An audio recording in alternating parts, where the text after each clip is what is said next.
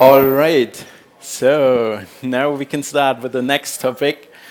Today, I want to talk about one of our great projects within Gnosis. We call it Dfusion, where we are building a fair and decentralized exchange, which also happens to scale very well. A small disclaimer, what I will now talk about is a lot of snark stacks, like quite similar to the stuff that we heard just in the previous presentation. It's all a bit more research and development currently. If you're more interested into stuff from Gnosis, which is quite close to production, then you should definitely stick around after this talk, because then we will show you how to build on a Dutch exchange pretty cool infrastructure. So let's start. I'm from Gnosis, and I'm in the research team over there.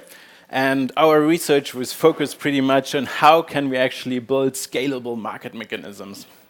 And for this, we looked a lot into Plasma, because we think Plasma is a great technology with which you can scale very well. We also looked into batch auctions. Batch auctions are a great trading mechanism, which is discrete in time, exactly as blockchains, so they fit very well together. And they really allow you to build decentralized trading engines. So that's something pretty cool that you can't do with usual continuous order books. And now, quite recently, we also looked a lot into on-chain scaling with snarks, where you're basically building, we call it a snark app, which scales very well because you only push transaction to the Ethereum chain, and all the computation is actually done with snarks. So already 3 months ago, we published a paper how we can build a cool batch auction exchange with Plasma. But now we're going to the next step, how we can also build it with these Snap applications. So I want to start this presentation with giving you some observations, some teasers. Then we will look a little bit more in detail into these market mechanisms. And then afterwards, I will tell you how we can really build it with snaps. So the first teaser, of course, you all know it. Like today, most of the trading volume is focused on centralized exchanges, but I'm pretty sure that already in 1.5 years, the decentralized infrastructure will be so good that people are finding it appealing to switch to decentralized exchanges. And how we want to do it, I will show a little bit today in the presentation. Also, currently, most of the trading engines, they are just centralized trading engines, and they're all prone to front running. I think we have something in a stack that really gives you a decentralized trading engine that is not so prone to these front-running issues. And also currently these days, all our trading liquidity is really between token pairs. Like in the normal stock market, it's all traded against USD, dollars, euros, and so on. And in our crypto space, it's traded against Bitcoin and Ether. But now with all the merge of all these stable coins, you name them Gemini, DAI, TrueCoin, Tether, and so on, the liquidity will really split between these different tokens, and we need to find trading mechanisms that are capable of dealing with this new situation. So let's look into these market mechanisms that can do a little bit of that. So when I'm now starting, I want to make sure that everyone is familiar with the batch auction. So I'm really running you very quickly through the process of what a batch auction is. So it all starts with you're collecting some orders. Let's say we want to trade a token A against token B, and you're collecting sell orders from A to token B, and also vice versa, sell tokens from B to token A. Then you collect them over a predefined timestamp, and then you generate this order book out of it. And the only thing that is different to the usual order book that you know from continuous auctions is that there's this overlap of these bids and sell orders because they are not matched immediately. So once you have this order book, now you can calculate over here the optimal price. And with the optimal price, we're meaning the price that maximizes the trader surplus. The trader surplus is this area around over here. And that's very important for the multi-dimensional case in which we will look in. In the two-dimensional case, also, it's very simple that the optimal price will always be where these two lines are intersecting each other. Great. Once you have the optimal price, you can just settle all the orders with these optimal price. So even an order that is quite far over here will be settled with the optimal price, and that really generates then the trader surplus. Like, we think it's the fairest trading mechanism.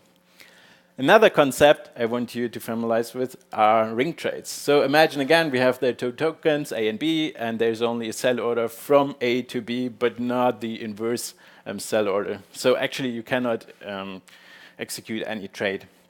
But what happens if we also have another token C? And there's a sell order from B to C, and there's also a sell order from C to A.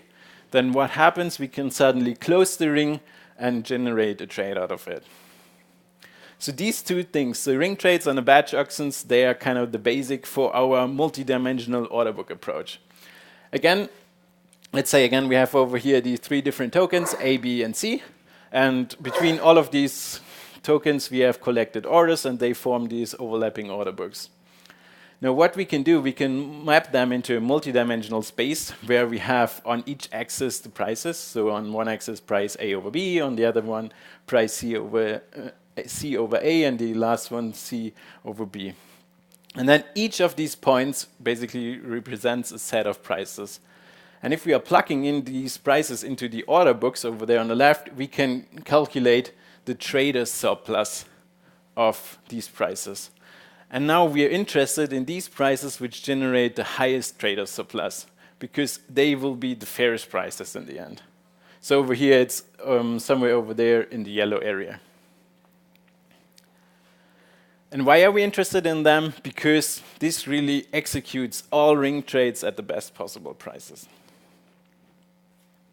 So I want to run you very quickly how we imagine this multi-dimensional batch auctions, how they should run. So we really collect orders from any token against any token. We are collecting these orders for some minutes. We were currently thinking about 3 minutes. And then we are calculating these prices, which I was currently talking about. So they should maximize the trader's surplus, but they also need to fulfill some constraints. For example, we want them to be arbitrage-free, so that there's no arbitrage between the tokens C and A if you're going the way over the token B. And of course, they also need to fulfill some other constraints. For example, that no tokens are generated in the system. That means the total amount of tokens A sold over here should be the total amount tokens A bought in the whole system. Right, and once you have these uniform clearing prices, you can really start with the settlement of these orders. And that's roughly how we want to run them. And the best part is really that with this mechanism, we can easily adapt our trading mechanisms to this new picture with these many new stable coins. Right. Any questions so far? Yes?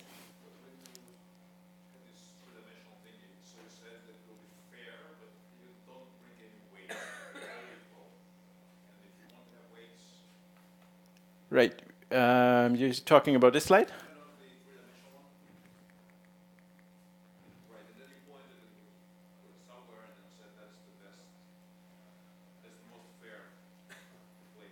Right, because it maximizes the trader surplus. It's equivalent. Right. It's all the volume is calculated in one reference pair. You wouldn't. I don't know a reason why you would do that. Why you would want to do it.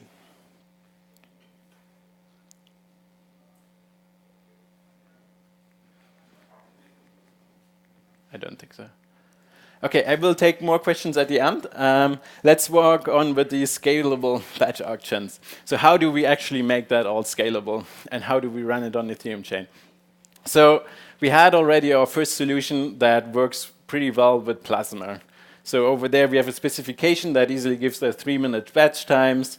We can process something about 60,000 orders per batch that roughly adds up to 150 transactions per second. And overall, the gas costs per trade are hugely reduced. And I think if something like this we are getting live, then it's already appealing enough that people would really switch over to this new decentralized structure. So Plasma has really the benefits that it scales very well, that it has low operational costs, but it also comes with some burdens. So the exit games involved into it are quite complicated. Data availability is not guaranteed by the Plasma solutions. And it comes with some degree of centralization, at least in the MVP, which we would like to avoid. And because of that, we are looking into snaps. But before I'm going over here into the pros and cons of snaps, I really want to explain once again what we understand with the snap. So in a snap, all the data is basically stored down there on leaves. And these leaves, they're hashed together into a root hash. And only the root hash is really stored on Ethereum. And now, how do we manipulate this root hash? So transactions, we can send them bundled together to Ethereum. And the only thing that we are doing with these transactions is we really hash them together. But we are not really storing them at all. It's really just payload. And then, as a next step, anyone can come up with a snark and calculate the next state of the system. And for that, it takes the snark, gives the previous input, the previous root hash, and the hash of all the transactions. And with that, they can exactly, uniquely calculate the new state of the system, which is here now indicated with this R2. And this is really a great mechanism because it gives you exactly the same security as we have on the Ethereum chain, and it roughly scales about 25 times of what you could usually process. So very quickly, how in snaps these deposits and exits would work. You have the state as we had it previously, and then you're collecting some requests of deposits and exits, which are also sent to the Ethereum root chain. So basically, everyone who wants to make a deposit or exit, he starts his client and pushes a transaction to the Ethereum root chain. Over there, they're hashed together. And then we have the same principle. Somebody can then come up with a snark calculating the new state based on the previous state, plus these hashed together information of all the deposits and exits. Right. So I've been already over the pros and cons of Plasma, and now the big pros of Snap is basically that data availability is already solved. That means you will never get to the point where you need to stop a chain. Also, we think it scales reasonably well, and it really enables you to build more advanced features. If you would like to build these more advanced features within Plasma, then you have to build like super complex exit games, and the probability that there is something in them correct like really grows exponentially.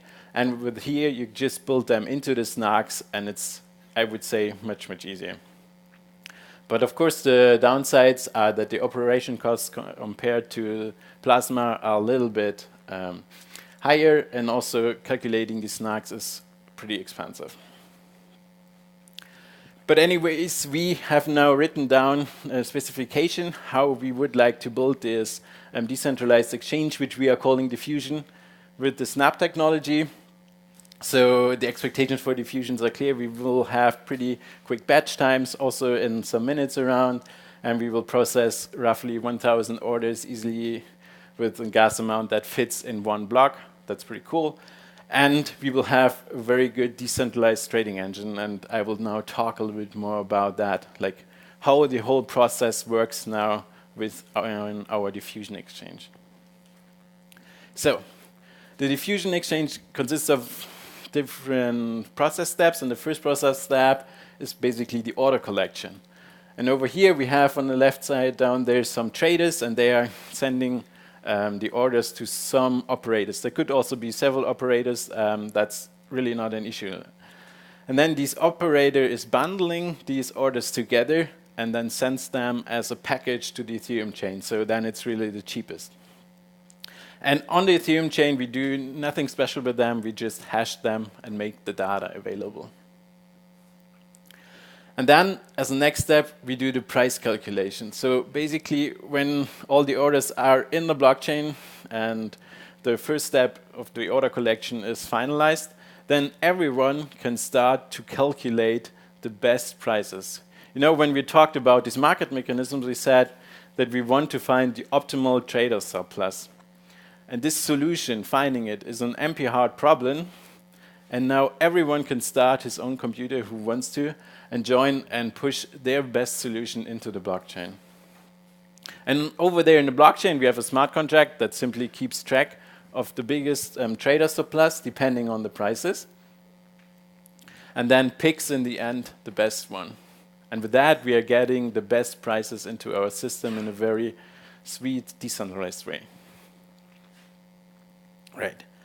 So this really enables us to build this decentralized trading engine because the prices are in the end determined by anyone who wants to participate in this challenge of finding the best optimal prices.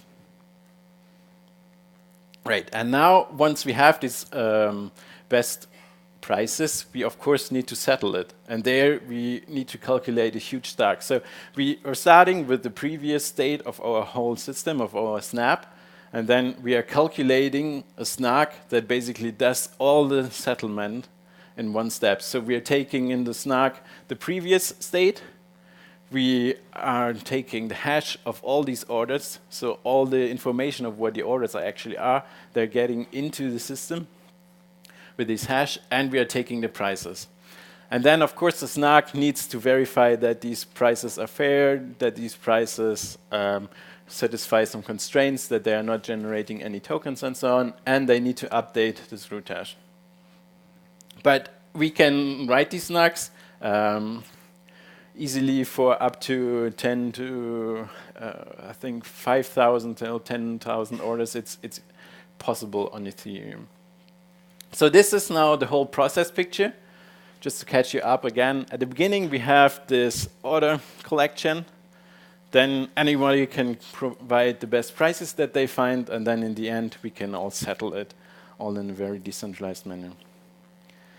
One note regarding the snarks. So calculating these snarks can be quite expensive. Like our current estimate for processing over there 5,000 orders is roughly that you spend 1,500 euros for calculating one of these snarks on AWS if you use the DZIC approach. So what we can also do is basically that people do not need to calculate the snark, they just make a bonded proposal. If we have this information over here that the previous state was this Rn and we're having these orders and these new prices, then the new state will be this Rn plus 1. And you make it bonded so that if somebody claims anything that is incorrectly, then of course it can be challenged by also a bonded party. And then later on, the snark needs only to be calculated if really anybody challenged it. And then the snark is the ultimate arbitrator, whether the challenge was correct or the proposal was correct. Right. And this is now really the takeaway picture that I want you guys to have in mind. Like, this is the trading mechanism that we want to do. We want to cope with these multidimensional, many token systems, and we are mapping it over there in this specific space in order to maximize all of our traders' welfare. That's the talk.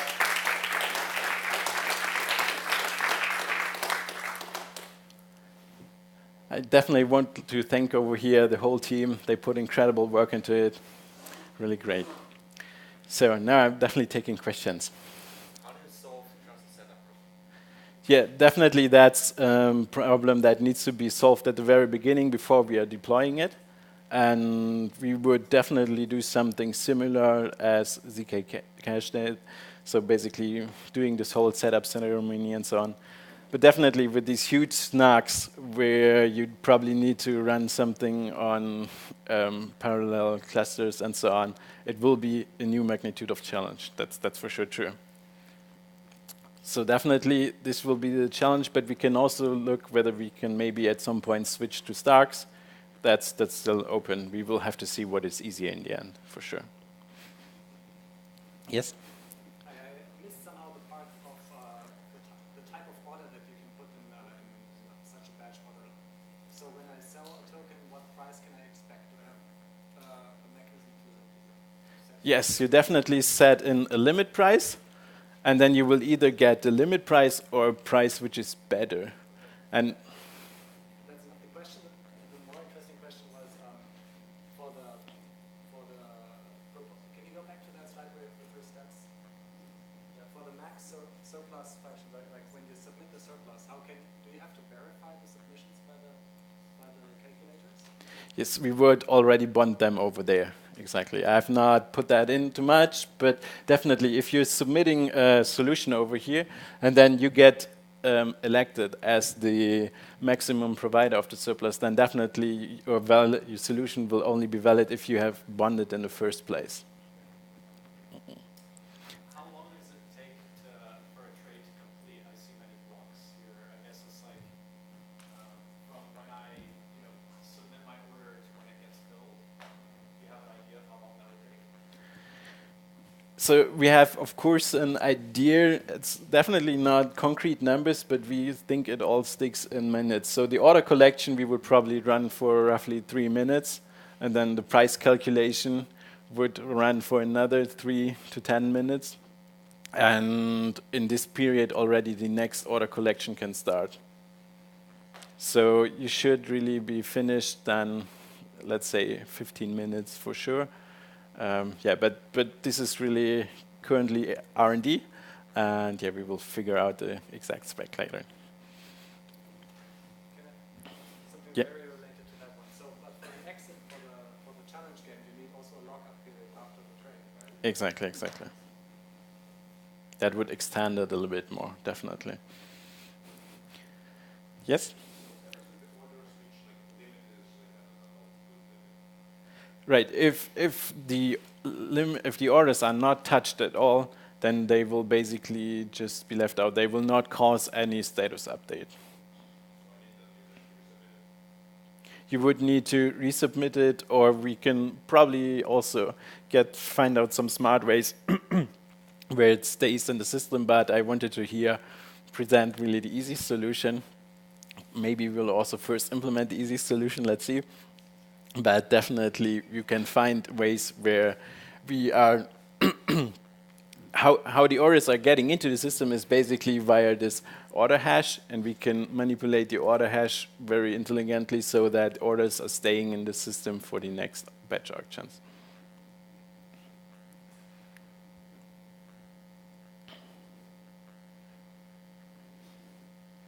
Good. Are there one more question?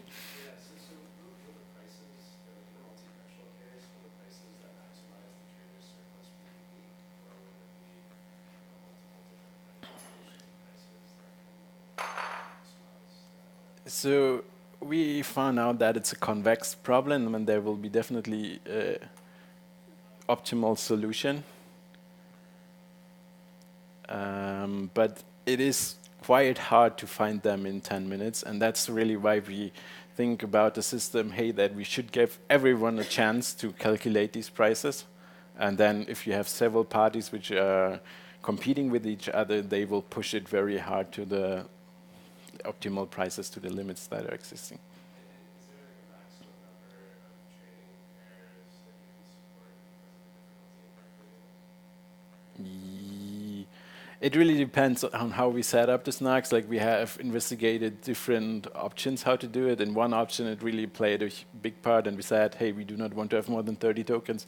In other options, it really was neglectable. So we will see.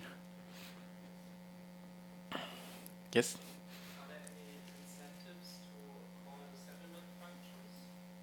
Or would everybody wait for others to pay the gas for it? So the guy who provides the best price over here, he will definitely be rewarded. So there will be a reward for this person to really put in all the computation and so on. And then he is also obliged to calculate the new state over here, which basically triggers the settlement, or which is the settlement.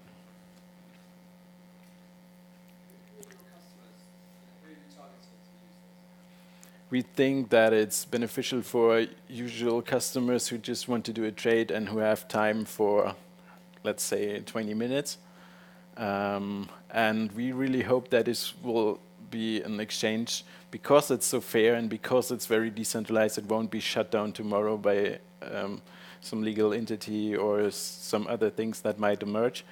Because of that, it's very reliant, and we hope that this is also a big factor why people then in the end choose our exchange to also build other infrastructure on top of it and so on.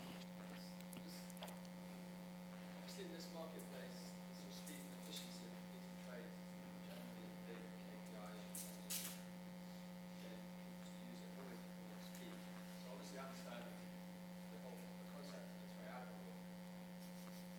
Yeah. Definitely, I think that there's different needs. Some people are definitely only looking for speed, and they will probably not immediately go to our exchange. But for these other great systems like Kyber and so on, are really in place. But if you want to trade a little bit more of a little higher volumes, I think then also the speed is not really the dominant factor. It's also really stability and getting these fair prices, and that's then where these kind of specifications start to shine. Yes. How do you deal with, can you game the system actually? Because this max surplus function, you saw it by for a given pair, right? But potentially if it is just the addition of all the different order books or class, you can just submit artificial orders and game the system to actually not in the preferred way for everybody. Maybe you reach a maximum, right? That is in your favor. And by putting all the orders that you have collected that are actually not good, not fair. So how do you avoid this gaming the system, the situation by collecting, I don't know, this max surplus, this by currency pair, this kind of asymmetrical support? So we definitely thought about this, and we think like if we are giving enough space to also allow enough, let's say, valid orders or orders that have not any manipulation interest intrinsic, then definitely these orders will be enough to find good prices for everyone. And we definitely see that some people might push in a lot of orders that have specific prices, and with that they can shift the token prices just a little bit. For this, we could in the future definitely use DKG technologies, where the orders really are collected encrypted, and then later on you can reveal them after you finalized which orders are in the system, then you reveal them, and then you get definitely 100% fair prices.